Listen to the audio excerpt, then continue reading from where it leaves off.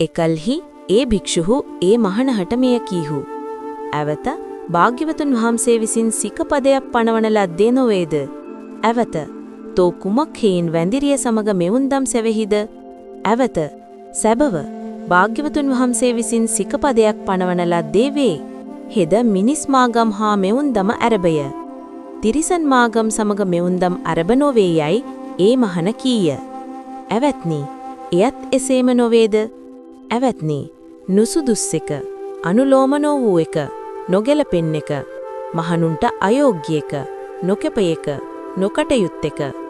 ඇවත්නි, කෙසේනම් තෝ මෙසේ මැනවින් දේශනා කරන ලද ශාසනයෙහි පැවිදි වී දිවි ඇටිතාක් පිරිපුන් පිරිසිදු කොට බමසර හැසිරෙන්නට නොහැකි වූයේහිද? ඇවත්නි, භාග්‍යවතුන් වහන්සේ විසින් නොඑක් ලෙසින් විරාගය පිණිස ධර්මය දේශනා කරන ලද්දේ නොවේද? සරාගය පිණිස නොදෙසන ලද්දේ නොවේද? කාම පරිදාහයන්ගේ සංසිදීම වදාරන ලද්දේ නොවේද? ඇවත්නි, මෙය නොපැහැදුනවුන්ගේ පැහැදීම පිණිස හෝ පැහැදුනවුන්ගේ වැඩියක් පැහැදීම පිණිස හෝ නොවේ. ඇවත්නි, තවද මෙය නොපැහැදුනවුන්ගේ නොපැහැදීම පිණිසද පැහැදුනා වූ ඇතමුන්ගේ අන්‍යත්තාත්වය පිණිසද වේ යනුයි.